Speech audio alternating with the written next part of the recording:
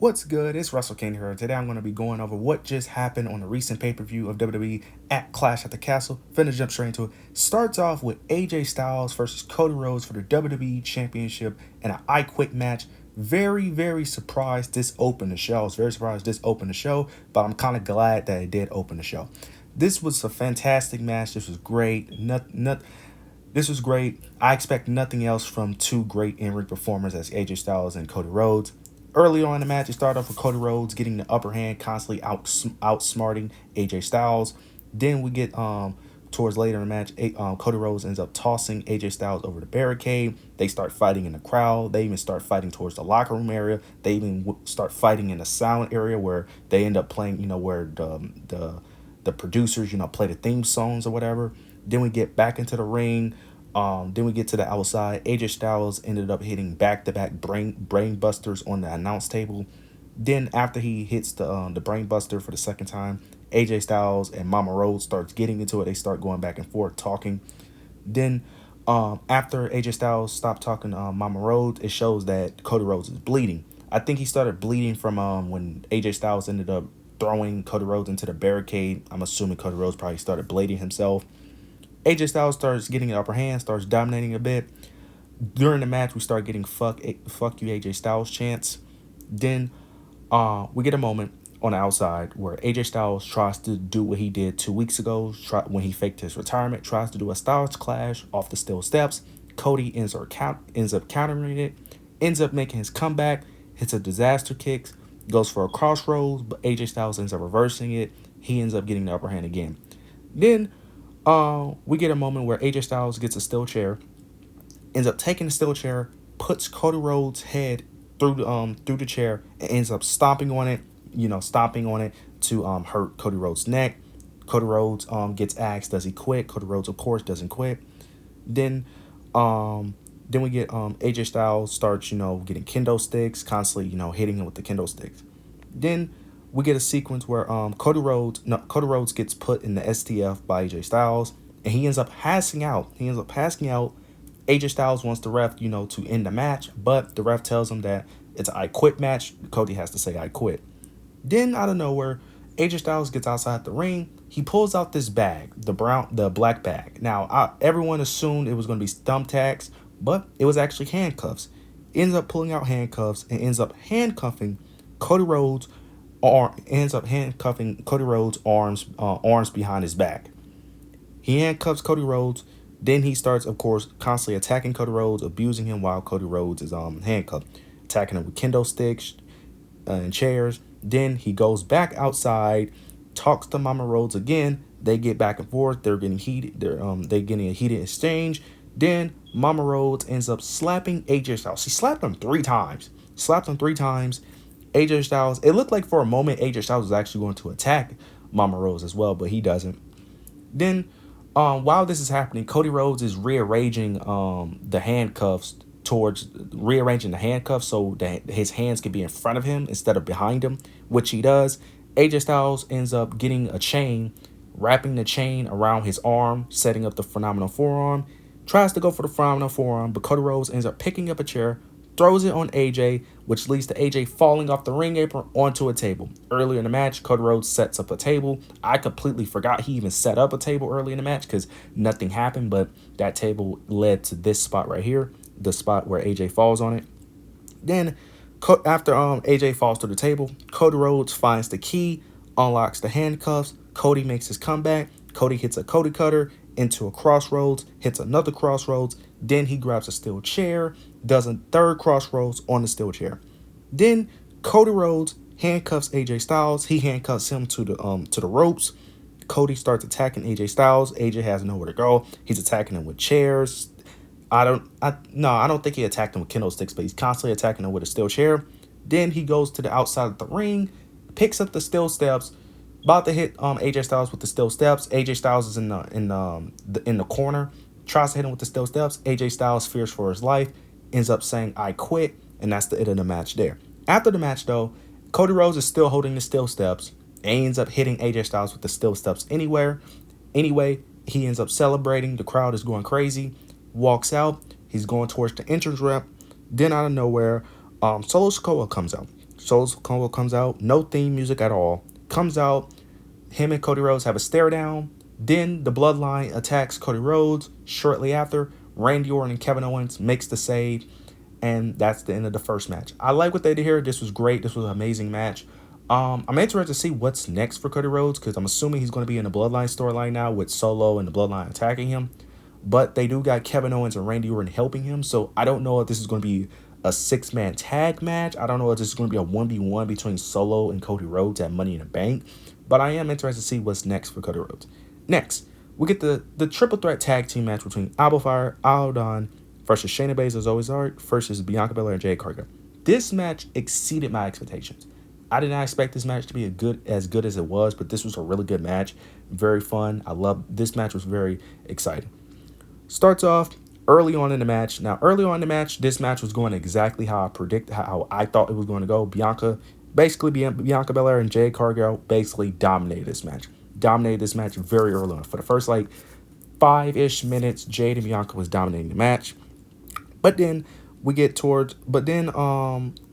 Alba Fire, Aladon, and Zoe Stark and Shayna Baszler, they're on the outside, and they make an alliance. They make an alliance to basically double team Bianca Belair and Jade Cargill. They form an alliance. Alba Fire and Aladon ends up taking out Jade Cargill, and then inside the ring, Zoe Stark and Aladon starts double teaming Bianca Belair. But then the alliance, of course, eventually ends. Zoe Stark ends up breaking the alliance, ends up attacking Aladon to get the upper hand on Bianca Belair. But then Aladon ends up making a hot tag to Alba Fire. She ends up getting, the hot tag moment. Of course, she ends up getting the advantage, the upper hand. Crowd is going crazy for the Scotland women. She ends up doing a top rope dive to the outside. She ends up taking out Zoe Stark and Shayna Baszler. Then we get a sequence where I think Alba Fire and Shayna Baszler. Yeah, Alba Fire and Shayna Baszler was on the top rope. And Shayna Baszler was about to suplex Alba Fire, but then Aladon ends up going from underneath Shayna Baszler and ends up power bombing Shayna Baszler and Alba Fire. Then on the top rope, Shayna Baszler and Bianca Belair on top rope, and then Bianca was able to hit a suplex off the top rope on Shayna Baszler. Then Bianca Belair hits a hot tag to Jade Cargill. Jade Cargill was getting the sequence of her having the hot tag, but then Shayna Baszler was able to put her in her submission. Jade Cargill actually tapped out in this submission, but the ref didn't see it. I don't know if that was part of the story or she accidentally did that. It was very confusing because I was very shocked because I was like, she tapped out, but the ref didn't see it. I don't know if that was part of the story or she accidentally did it. I was a little confused by that, but she ended up tapping out, but the ref didn't see it.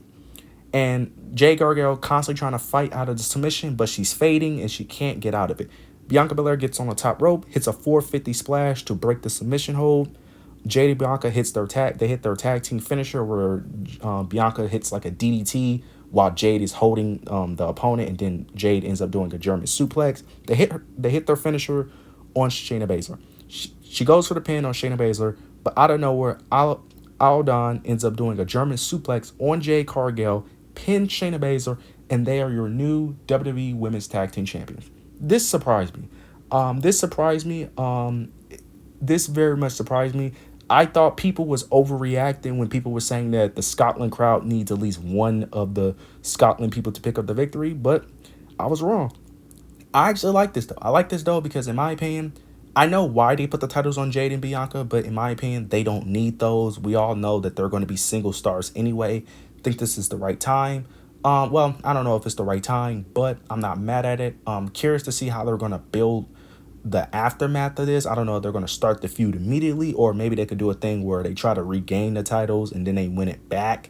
Because they could do that. They could do a thing where Alba Fire and Aladon lose the titles, win the titles now, lose the titles at Money in the Bank or something. Then they hold the titles for a bit and then lose it again to build up the feud. They could do that as well. But very interested to see what they do with Alba Fire and Aladon. I love them as a tag team. I think they're incredibly underrated. I think they could do real good things with those titles if booked properly, but who knows? I'm very surprised that this was the match they decided to have Scotland get their good moment, because I thought it would be another match they'll probably do it for. But I'm not mad at it at all. I think this was a great match. exceeded my expectation, and I'm excited to see what they do with Jade and Bianca, and I'm excited to see what Alba Fire and Isla Dawn do with those tag titles. Next, we get Sami Zayn versus Chad Gable for the Intercontinental Championship match. Chad Gable, of course, has Otis and he has Maxine Dupree out there, which plays a major part in this match. This was a banger. This was a banger of the match. This was better than their King of the Ring match with Bronson Reed. This was great. The storytelling the story that they told was amazing. Starts off with both of them going back and forth. Neither of them can get the upper hand. During the match, we got a lot of Otis chants, constant Otis chants. We want Otis chants. Um, be, um, as both wrestlers can get the upper hand, as both wrestlers can get the upper hand, Sami Zayn ends up getting get the advantage. We got Sami Zayn does his signature springboard backflip. Later on in the match, Chad Gable starts getting the upper hand. He starts dominating. Then we got a cool sequence where Chad Gable ends up hitting a German suplex, hits another German suplex.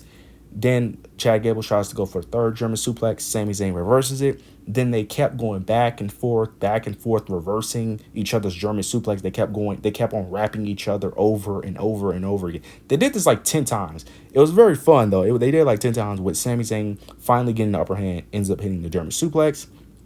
Then we get Chad Gable ends up going for a crossface submission. Sami Zayn ends up reversing that crossface submission, and he ends up hitting a crossface submission as well. Then Chad Gable reverses that crossface submission into an ankle lock. Sami Zayn ends up reversing the ankle lock into a roll-up pin, if I'm not mistaken. Then Chad Gable, of course, kicks out. Then Gable goes to the outside, grabs the IC title, and gives it to Maxine Dupree. Then he distracts the ref. Well, before he distracts the ref, he ends up setting up Sami Zayn onto the middle rope, attacks Sami Zayn on the middle rope. Then he distracts the ref because he wants Maxine Dupree to use the title to attack Sami Zayn, but she can't do it. Chad Gable, of course, starts belittling and berating Maxine Dupree. As he's doing this, because Maxine Dupree was on the ring apron. She was on the ring apron. They're in the corner. They're on the bottom right turnbuckle. They're arguing. They're going back and forth. Sami Zayn is recovering. He's setting up the Helluva Kick. He goes for the Helluva Kick. Chad Gable moves out the way, and he almost hit Maxine Dupree. Chad Gable takes advantage of that and hits his signature German suplex. Sami Zayn kicks out. Then Chad Gable gets out of the ring, ends up talking to Maxine Dupree. He talks to Maxine Dupree, starts, doing what he typically does, talking trash about her, belittling her, berating her. Then Otis comes out of nowhere and steps up to Chad Gable. He steps up to Chad Gable, staring him down.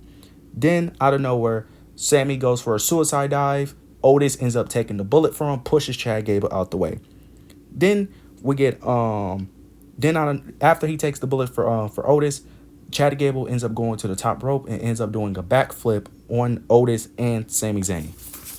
Then he pulls Sami Zayn back in the ring, goes for a moonsault, but Sami Zayn ends up avoiding it, moves out the way, and ends up hitting a Helluva Kick.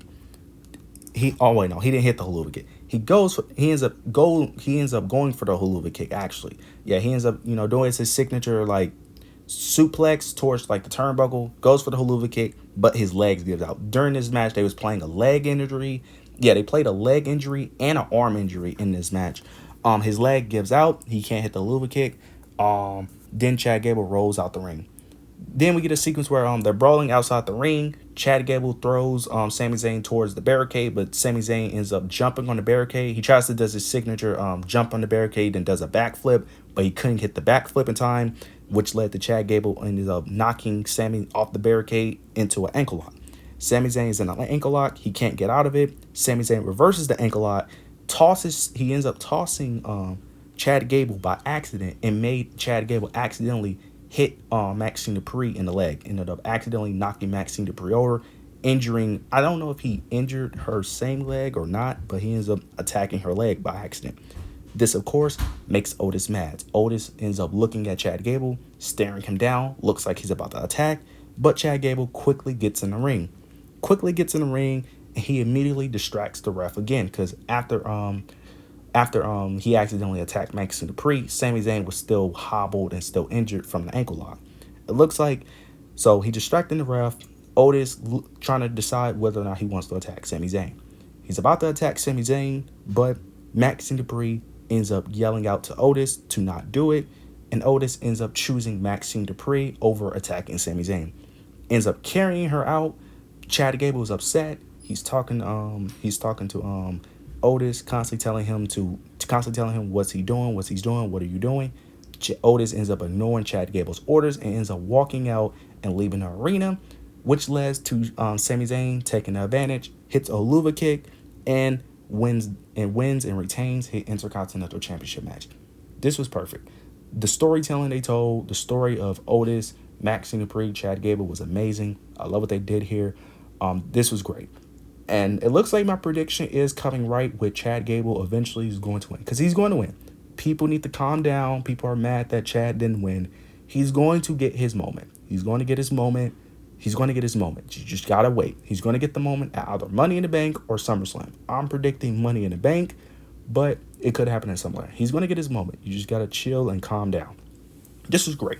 Otis, now it's still confused on whether or not Otis turned on Chad Gable because he didn't attack him, but he did refuse to help Chad Gable. So I'm assuming he probably is going to fully turn on Monday because I'm assuming Chad Gable is going to be done with Alpha Academy and he's just going to form his new faction with the Creed brothers most likely. But this was a phenomenal match. Arguably the best match of the night, but you could argue the main event was that as well. But this was great.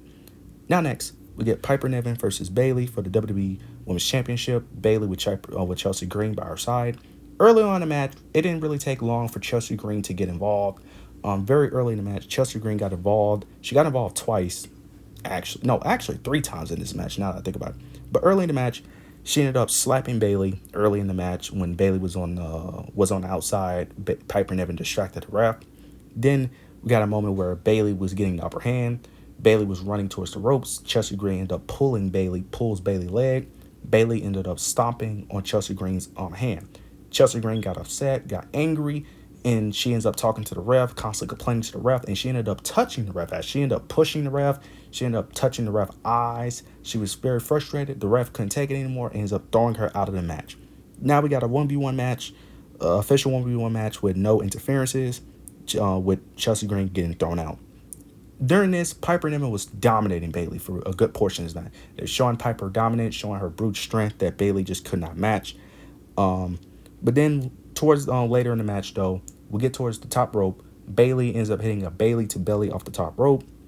After she hits this, Chelsea Green ends up interfering again. She comes out from getting thrown out, and she's wearing a Rey Mysterio match, which I thought was hilarious because I don't know.